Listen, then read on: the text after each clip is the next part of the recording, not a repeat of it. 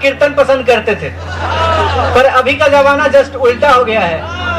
अब यहाँ कीर्तन की बजाय सब नर्तकी पसंद करते हैं।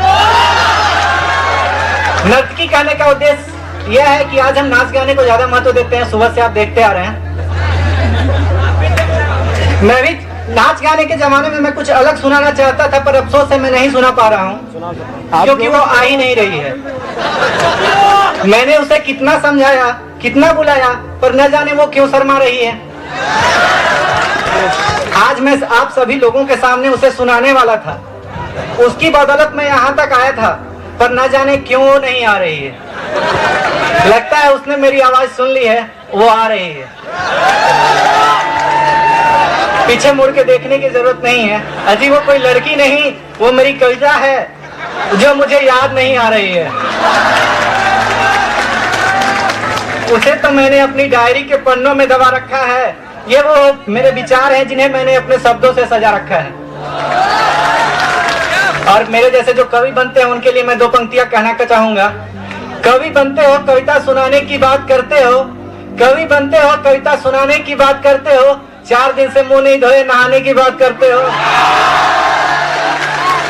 ये हमारे कॉलेज की जो स्टेशन से और कॉलेज तक की यात्रा है, उसके बारे में मैंने एक कविता लिखा है। हमारे कॉलेज की यात्रा, मैंने आज तक ये यात्रा की नहीं है, बल्कि दोस्तों से सुनी है, उसी के ऊपर आधारित है।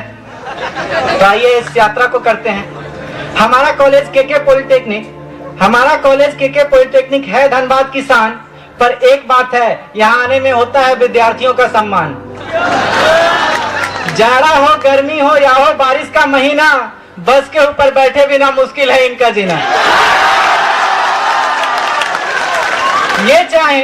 ये चाहे तो ऑटो से भी आ सकते हैं, पर सभी दोस्तों की कंपनी ये नहीं पा सकते हैं। और फिर बस के ऊपर बैठकर आने का अलग ही है बात। आइए करवाते हैं आप लोगों को एक ऐसे ही विद्यार्थी से मुलाकात।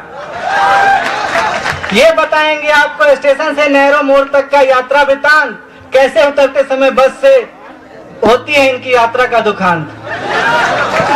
तो स्टेशन पर बस के नीचे से ज्यादा ऊपर चढ़ने की लगती है होड़, किन्हीं किन्हीं को तो दूर से ही लगानी पड़ती है लंबी दौड़। तो स्टेशन से कंबाइंड बिल्डिंग तक तो ये शांति का परिचय दिखाते हैं। पूजा टैकेज के पोस्टर देखकर ही अपने मन को बहलाते हैं। पर जैसे ही ड्राइवर साहब यहाँ से बस को आगे बढ़ाते हैं, ये वर्दीधारी बच्चे आउट ऑफ कंट्रोल हो जाते हैं। कभी कभी तो ये इतनी जोर से शोर मचाते हैं, रंग बिरंगी तितलियां भी साउंड पोल्यूशन से खुश हो जाती हैं। एक बार तो इन्होंने इतनी जोर से शोर किया था, मेंशन वालों ने मित्रा सर को फोन किया था।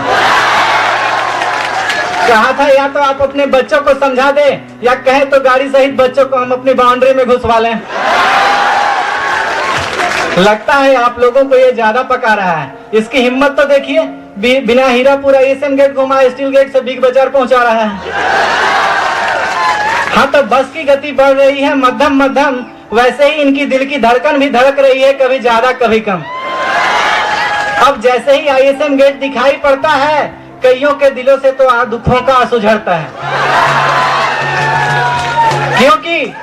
क्योंकि इनके अभिभावकों ने भी उन्हें यहाँ पढ़ाने का सपना देखा था। अभी तक आईआईटी एंट्रेंस की किताबें इनको घरों में सड़ता देखा था। ज्यादा उदास होने की जरूरत नहीं है। अब हम नहीं पछताएंगे, बस से उतरते ही बस 3.5 रुपया का एक सुलगाएंगे। और क्या है, सारे गम अपने आप ही उड़ जाएंगे। हम भी देवानंद साहब के कुछ गीत गुनगुनाएंगे। जो दोस्त नहीं पीते, आज उसे भी इसकी खूबी बताएंगे। अब देखिए ना, बातों बातों में बिग बाजार फेम आ गया, और इसकी करतूत पे देखिए, रिलीज के साथ डॉन 2 लगा गया। कल black narrow jeans sport shoes के साथ बैग में एक्स्ट्रा टी शर्ट लाएंगे, और मॉर्निंग 11 बजे वाला 150 रुपया में ही देख कर जाएंगे।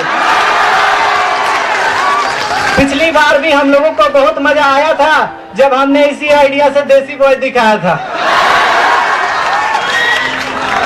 बस जैसे जैसे पहुंच रही है गोविंदपुर की ओर, ऐसा लग रहा है जैसे छूट रहा हो हमारा रंगरलियों से डोर। और ये लीजिए, आ गया अपना आरएस मोड़, जहां पार्टी मनाने पर सभी देते हैं बड़ा जोर। न जाने कितनों ने अपना ब्रह्मचर्य जीवन यहाँ भ्रष्ट किया है, न जाने कितनों ने अपना ब्रह्मचर्य जीवन यहाँ भ्रष्ट किया है, न जाने कितनों ने अपने महीनों भर की पॉकेट मनी चिकन चिली और बियर में नष्ट किया है।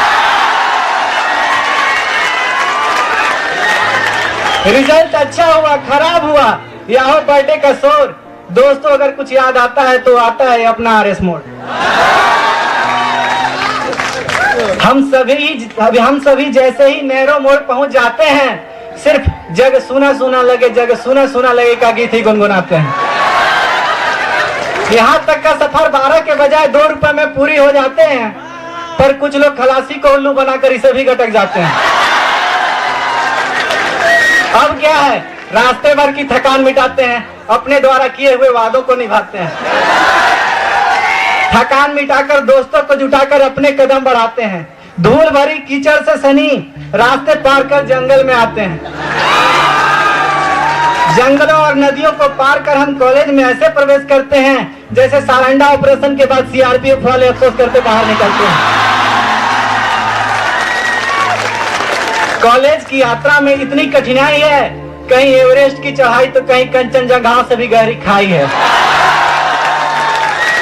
फिर भी सोचने वाली बात है, आखिर यहाँ इतनी भीड़ क्यों है? सबसे अच्छी तो हमारे कॉलेज की पढ़ाई है। जितने मन से यहाँ के टीचर पढ़ाते हैं, उससे कहीं ज्यादा मन से यहाँ के स्टूडेंट्स पढ़ते हैं। आप सोच रहे हैं कि हम आपसे मजाक कर रहे हैं, यदि ये हम नहीं हमारे रिजल्ट्स कह रहे हैं। ये आगे की पंक्तियां स्पेशल 8-11 के लिए है।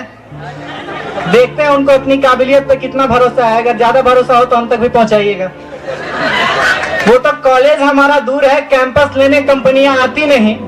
वो तो कॉलेज हमारा दूर है, कैंपस लेने एक बार बस आ जाए बिना सीट फुल किए यहाँ से जाती नहीं। आप लोगों को मैंने इसलिए इतना बताया क्योंकि आप हमारे मेहमान हैं। और अंत में एक बार फिर से बता दूं, केके पॉलिटेक्निक धनबाद की शान है। पर यहाँ एक प्रश्न उठता है, आखिर महान बनाने में किसका है योगदान? आखिर महान बनाने में किसका है योगदान? आखिर किसकी बदौलत बना है ये महान? ये प्रश्न सुनकर हर किसी का मन घबराया है। किसी ने कुछ तो किसी ने किसी और का नाम बताया है। तो जब भी हम विद्यार्थियों के मन में कोई भी कार्य छाया है, एक शख्स है जिसका हम पर रहता हरदम पिता की तरह साया है।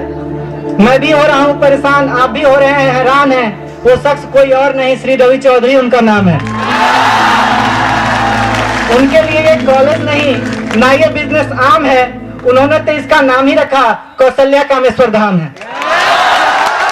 इसीलिए हमारे कॉलेज का केके पॉलिटेक्निक नाम है। हमारा कॉलेज केके पॉलिटेक्निक धनबाद की शान है। धन्यवाद। एक बार जोरदार तालियां आनंद के साथ। बुरी नजर ना हम पे डालो, सुनो गौर से दुनिया वालों।